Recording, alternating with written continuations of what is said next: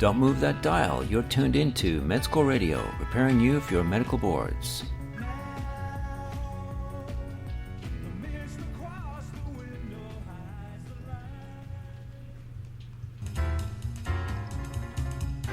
Welcome back. It is a rainy day here in Tokyo. We are reading medbullets.com, looking at some great bullet points for those who are taking tests in neuroscience. So let's get right to it. This time we're going to be looking at Myasthenia Gravis. So here's the snapshot. A 42-year-old woman presents to her primary care physician for fatigue. She reports that her fatigue is worse towards the end of the day. She also notes that while bathing her nephew in the shower, her head would drop. At times when she is watching TV or reading a book, she sees double. Lastly, she would see her left or right eyelid droop after returning from work. And upon physical exam, there is a right-sided ptosis after sustaining upward gaze for a few minutes. A tensilon test is performed, which is demonstrated in the clinical image below, which they show on their webpage. And serologic studies return positive for anti-acetylcholine receptor antibodies. Remember that, anti-acetylcholine receptor antibodies. Preparations are made to have a computerized tomography scan of the chest. First, the introduction. Clinical definition. It is an autoimmune disorder of the neuromuscular junction. Epidemiology. Incidence. It has a bimodal distribution, more common in younger women, less than 40 years of age, and older men, greater than 50 years of age. Risk factors. HLA-B8. Medications, penicillamine or aminoglycosides. What is the pathogenesis? Antibodies directed against a protein of the neuromuscular junction. Autoantibodies can be directed against nicotinic acetylcholine receptor, the AChR, and more common muscle-specific receptor tyrosine kinase, or MuSK. That's MuSK. It's categorized as a type 2 hypersensitivity reaction. T cells play a role as well, thought to stimulate B cell antibody production. Associated conditions: thymoma, thymic hyperplasia. Prognosis: most patients with ocular involvement progress to generalized myasthenia gravis. What are the symptoms? General feature: fluctuating muscle weakness. Commonly, weakness is worse with continued use. For example, worse at the end of the day. True muscle fatigue, secondary to decreasing contractile muscle force.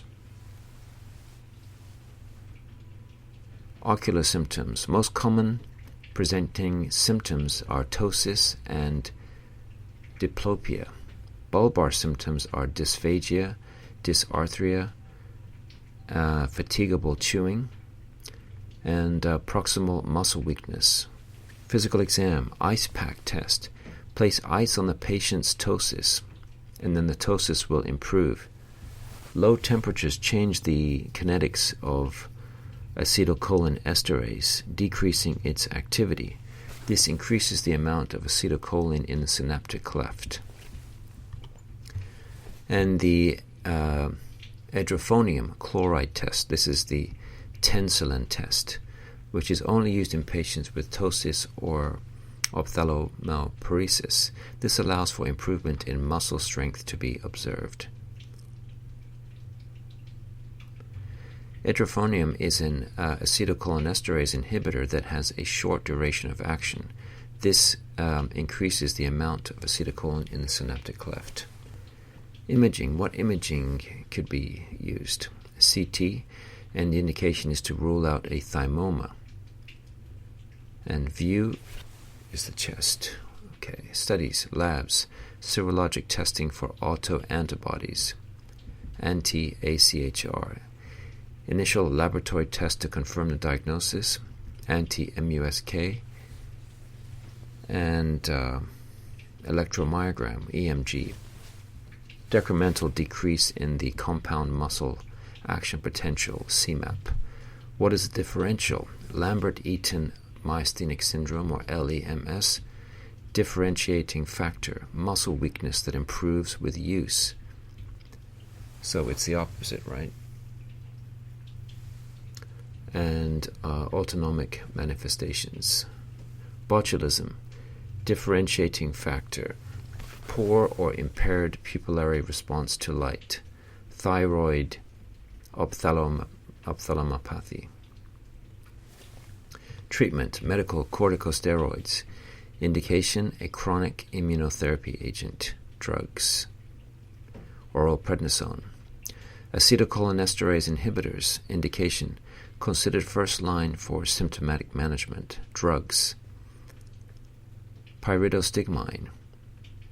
Adverse effects, abdominal cramping and diarrhea, bradycardia, sweating, and bronchial secretions.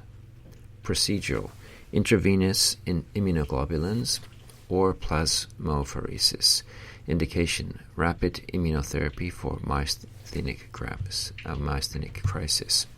And surgical, thymectomy. Indication here is in patients with a thymoma, irrespective if the patient has myasthenia gravis or not.